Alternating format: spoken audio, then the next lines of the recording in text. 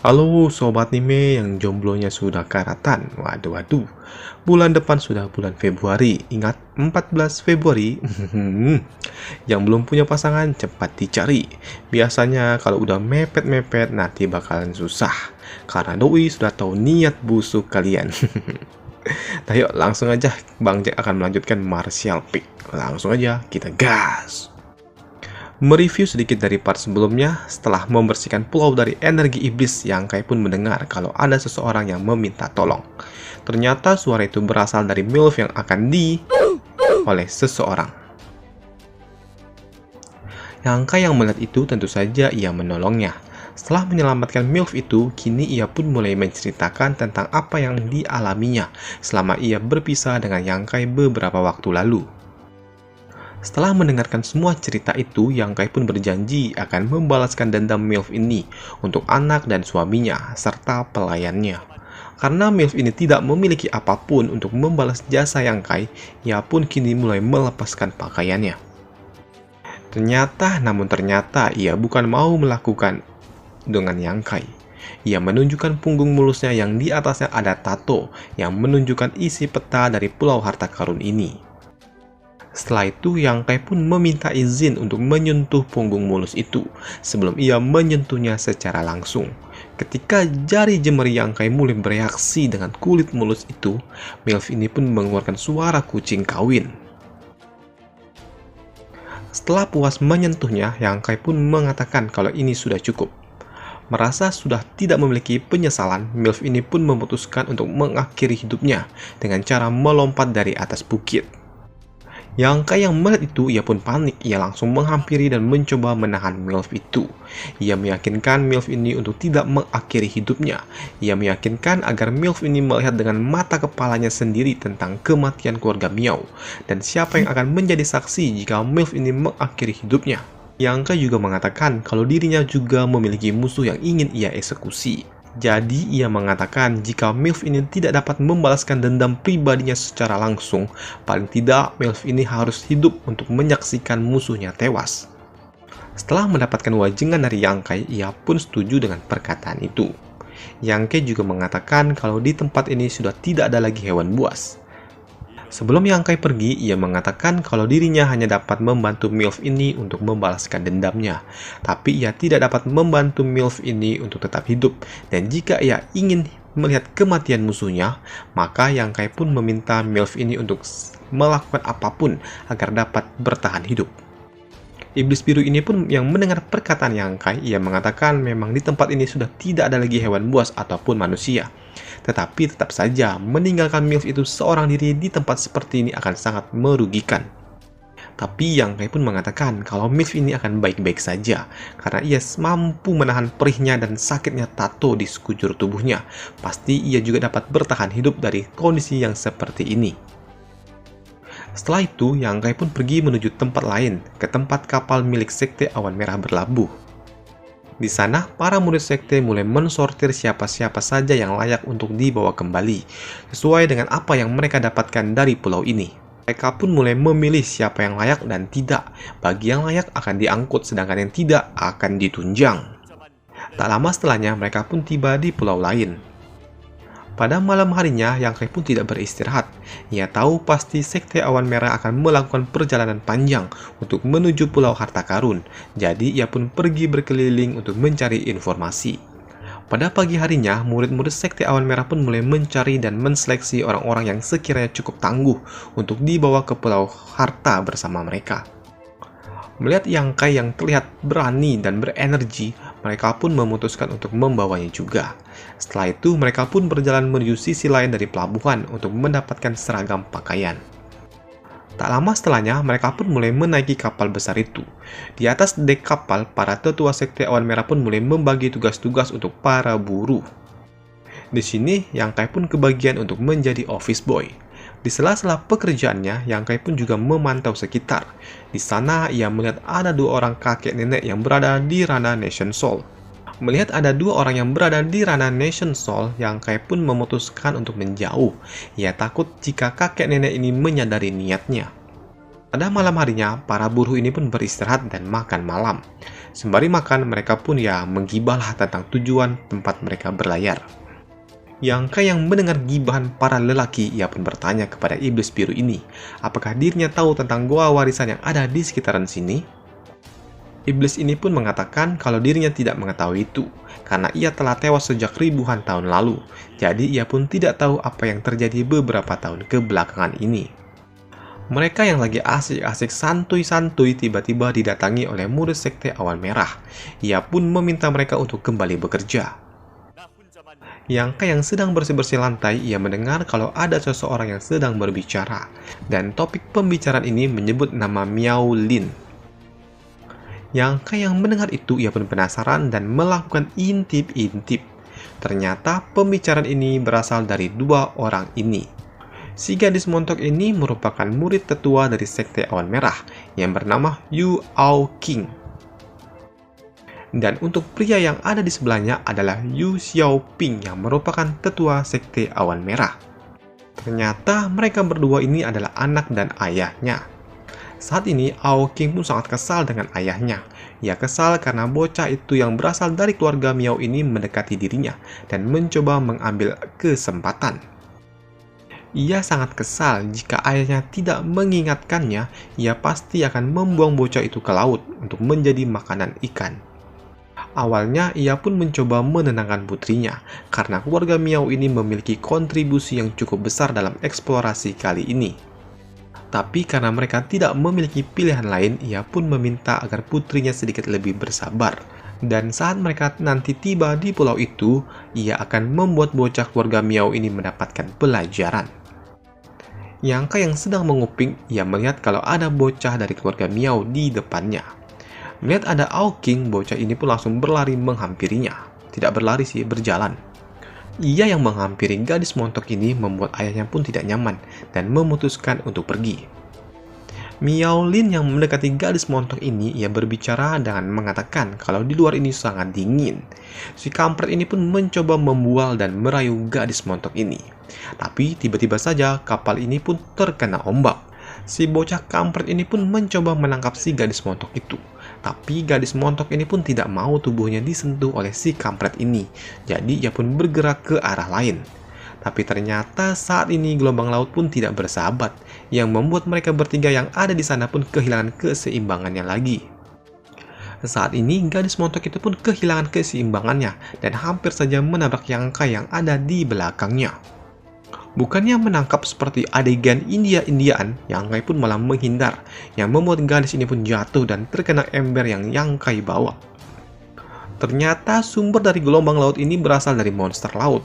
Salah satu tetua ini pun meminta para murid untuk segera mengurus monster ini.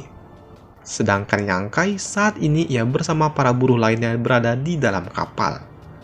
Iblis biru ini pun memberitahu Yang Kai untuk santuy saja, karena monster ini tidak terlalu berbahaya, melihat para master dari ranah National Soul tidak bergerak. Beberapa jam kemudian, kondisi pun sudah mulai sedikit kondusif. Para buruh pun diminta untuk membersihkan dek kapal dari bekas pertarungan tadi. Ternyata beberapa hari mereka melakukan perjalanan, monster laut ini pun masih belum dikalahkan dan tetap mengikuti kemana kapal ini berlayar, hingga hari ke-10 mereka berlayar. Tapi tepat di hari ke-11 mereka pun tiba di pulau yang mereka tuju. Pulau itu pun cukup cantik karena diselimuti oleh aurora yang berwarna-warni seperti benderanya ragil. Mendengar kalau mereka telah mendekati pulau yang dituju, para master ini pun mulai keluar. Salah satu tetua yang ada di sana, ia pun meminta master ini untuk menggunakan ki-nya ke arah cangkang kura-kura ini untuk membantu mereka menuju pintu masuk ke arah pulau itu, karena pulau ini tidak sembarangan untuk dapat memasukinya. Ternyata ki yang dimiliki oleh kedua master ini tidak cukup, jadi mereka pun dibantu oleh para murid lainnya.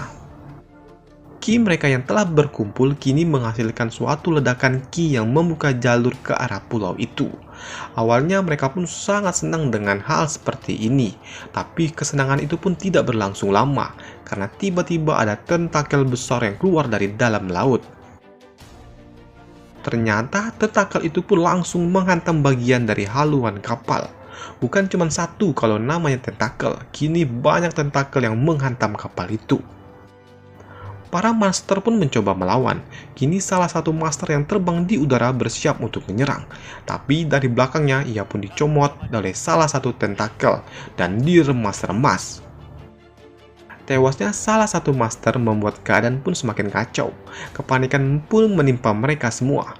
Kondisi kapal sudah sangat tidak layak karena hancur berkeping-keping. Para murid pun kini mulai menyelamatkan dirinya masing-masing. Yangkai yang menghadapi hal seperti ini, ia pun melompat dan memanfaatkan ledakan dari Ki untuk menuju pulau itu, yang memang jaraknya tidak terlalu jauh dari tempat kejadian. Di tepi pantai, ternyata ia bertemu kembali dengan gadis montok ini, dengan pose yang aduhai.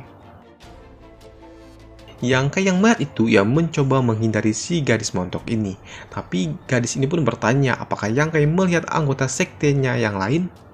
Ya, Yangkai pun mengatakan kalau ia menemukan satu orang, yaitu si gadis montok itu sendiri. Mendengar gurauan Yangkai, ia pun menjadi sangat kesal. Dia lagi serius-serius, malah diajak bercanda. Dari arah belakang Yangkai, ternyata ada seseorang yang memanggil nama dari gadis montok itu. Dan ternyata itu adalah bocah kampret ini dengan kedua orang lainnya. Melihat itu, gadis montok ini pun rada kesal. Kenapa murid dari sekte yang tersisa malah si bocah? Gadis montok ini pun bertanya, apakah cuma mereka bertiga yang selamat? Ya, hal itu pun dibenarkan oleh si bocah ini. Mereka yang melihat kondisi kapal sudah pecah dan tidak berbentuk, mereka pun tidak memiliki cara untuk kembali. Jadi, untuk bertahan hidup, mereka pun memutuskan untuk menjelajahi pulau ini. Yangkai pun di sini berusaha untuk tidak mencolok. Ia meminta agar ia berada di barisan paling belakang, karena saat ini ia mengaku sebagai nelayan. Tapi gadis montok ini pun meminta Yangkai untuk tetap ikut, dan seolah-olah akan melindungi Yangkai. Iblis biru ini pun yang mendengar itu, ia menduga kalau si gadis montok ini memiliki niat agar Yangkai menjadi umpan jika terjadi hal-hal yang tidak diinginkan. Setelah itu, mereka pun berjalan lebih jauh lagi ke arah dalam. Mereka yang berjalan lebih jauh melihat dan menemukan beberapa buah-buahan. Salah satu di antara mereka pun mencoba memakan buah itu, tapi ia pun dihentikan oleh si gadis montok ini. Gadis montok ini pun meminta Yangkai untuk memakannya duluan. Iblis biru ini pun mengatakan untuk tidak perlu khawatir, karena buah ini tidak beracun. Yangkai pun tahu kalau dirinya dijadikan kelinci percobaan. Ia pun ingin segera mengeksekusi mereka semua, tapi ia pun mencoba untuk tetap tenang untuk mencari kesempatan lainnya. Setelah memastikan kalau Yangkai baik-baik saja setelah memakan buah itu, kini mereka pun baru mau memakan buah itu. Setelah itu, mereka pun melanjutkan perjalanan mereka. Mereka yang berjalan lebih jauh melihat ada cahaya yang berkilauan dari balik pohon. Iblis biru ini pun memperingatkan Yangkai kalau gas yang ada di depannya ini sangat berbahaya. Tapi si gadis montok ini pun meminta Yangkai untuk tetap maju. Yangkai yang memang rada-rada licik, ia pun mengatakan kalau kabut emas ini memiliki aroma yang sangat nikmat. Ia juga mengatakan kalau ada bunga berkilauan di ujung sana. Mendengar itu, mereka semua pun sangat terkejut. Salah satu kampret yang ada di sana, ia pun memutuskan untuk mengambilnya. Begitu ia melangkah lebih jauh, tiba-tiba saja tubuhnya pun meleleh. Melihat rekannya tertipu oleh Yangkai, gadis montok ini pun mencoba menyerang Yangkai dari belakang.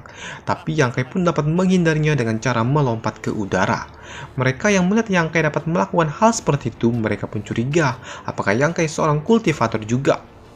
Dari atas sana, Yangkai pun memperingati kalau ada suara yang mendekati mereka. Beberapa saat kemudian, mereka pun juga menyadari kalau ada suara asing yang datang ke arah mereka. Ternyata suara itu berasal dari serangga-serangga ini. Serangga ini pun jumlahnya sangat banyak yang membuat mereka sangat kerepotan untuk menghadapinya. Iblis biru ini pun yang melihat ada celah, ia mengatakan kalau Yangkai mau mengeksekusi mereka, ini adalah waktu yang sangat tepat. Tapi Yangkai pun mengatakan kalau dirinya tidak mau buru-buru. Ia mau memastikan kalau nyawanya selamat dulu, mengingat banyak sekali serangga itu di sekitaran dirinya. Yangkai juga bertanya apakah iblis ini mengetahui tentang serangga ini. Iblis ini pun tidak begitu yakin, mengingat serangga bersayap itu banyak sekali jenisnya. Tapi ia pun menyimpulkan kalau serangga sayap ini sepertinya memiliki sayap yang cukup rapuh. Jadi ia menyarankan agar Yang Kai menggunakan Yang Qi miliknya untuk menerobos para serangga ini. Yang Kai pun mengikuti saran dari iblis itu, ia pun menerobos para serangga itu. Ternyata serangga-serangga ini pun tidak membiarkan Yang Kai kabur begitu saja. Iblis biru ini pun mengatakan kalau serangga ini berada di sekitaran Yang Kai, berarti kelompok gadis montok itu telah ditangkap atau diurus oleh serangga ini. Iblis biru ini pun memberikan saran lainnya, agar Yang Kai dibiarkan ditangkap serta dibawa ke sarang mereka, dan di sanalah Yang Kai dapat membunuh ratu dari serangga ini. Yang Kai pun mengikuti saran dari iblis biru ini. Ia kini menghilangkan Qi miliknya, lalu ia pun dicomot dan dibawa terbang.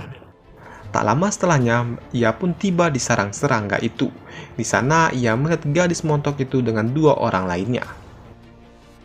Si kampret ini yang tidak tahu diri, ia pun mencoba memprovokasi Yang Kai. Awalnya Yang Kai pun ingin mengeksekusinya, tapi saat ini mereka pun bertiga, dan hal itu akan membuang-buang Qi miliknya. Tak lama setelahnya, dari balik lorong tiba-tiba muncullah 2 serangga lainnya yang merupakan pengawal ratu. Gadis montok ini pun bertanya tentang siapa Yang Kai dan kenapa ia menyelinap ke dalam kelompok miliknya. Yang Kai pun mengatakan kalau kelompok mereka lah yang mulai menangkapi orang-orang. Yang Kai juga mengatakan kalau sekte kelas 3 ini memang tidak tahu malu. Mendengar itu, gadis montok ini pun kesal. Tapi tak sampai di sana saja, Yang Kai pun terus memprovokasi dan bertaruh kalau mereka semua yang ada di sini pasti akan tewas.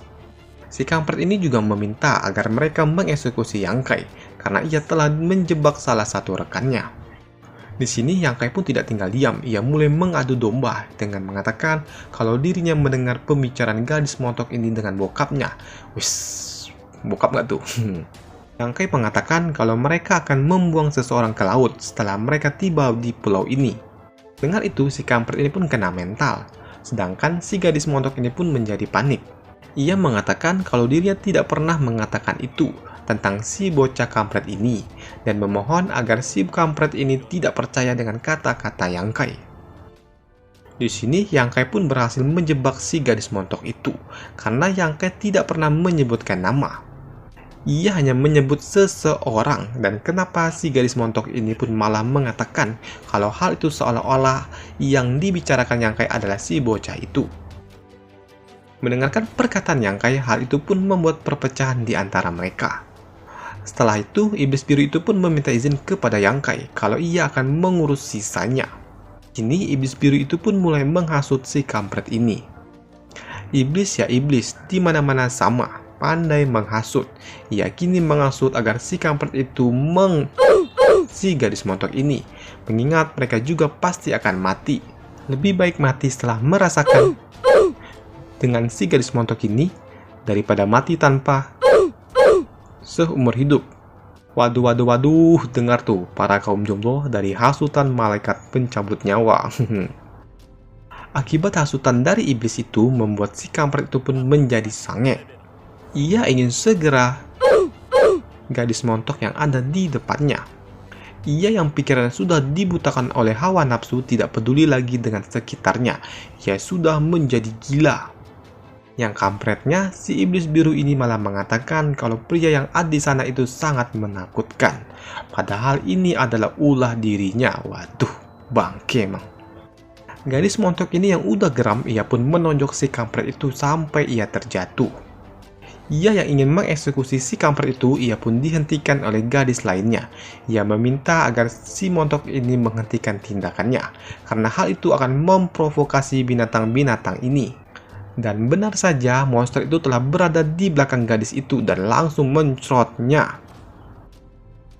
Ia yang sudah tercerot pun tidak dapat diselamatkan lagi, karena ia langsung dibawa ke dalam sarang ratu. Gadis montok ini yang takut, ia pun mulai mendekati Yang Kai. Tapi Yang Kai pun menolaknya dan memintanya untuk menjauh. Yang Kai juga mengatakan kalau dirinya bukanlah temannya, jadi ia tidak memiliki kewajiban untuk menolongnya. Tapi gadis montok ini pun mencoba membujuk Yang Kai. Ia mengatakan kalau dirinya akan meminta keluarganya memberikan Yang Kai kedudukan di sektenya jika mereka dapat selamat dari tempat ini. Iblis biru itu pun mengatakan kepada Yang Kai kalau gadis itu mencoba memanipulasinya. Tapi Yang Kai pun mengetahuinya, ia berpura-pura saja untuk mengambil suatu keuntungan, agar dapat menyingkirkan bocah kampret si Kang Sange itu. Gadis ini pun mengatakan kalau dirinya akan memberikan apapun yang Yang Kai inginkan, jika ia mau mengeksekusi si Kang Sange itu. Lalu ia pun juga akan mengatakan dan meminta kepada ayahnya untuk membuat Yang Kai menjadi tunangannya. Tapi Yang Kai pun mengatakan buat apa? Karena saat ini ia hanya perlu bergabung dengan si Kang Sange itu untuk segera melahap si gadis montok itu secara bersama-sama. Kini mereka berdua pun telah sepakat untuk melakukan bersama menikmati surga dunia. Apakah mereka akan bertiga? Oh, tidak kawan, itu berdosa. Tapi kedepannya mungkin saja, mungkin tidak. Dan kita akan membahas lanjutannya di part selanjutnya. Dan sampai jumpa, bye!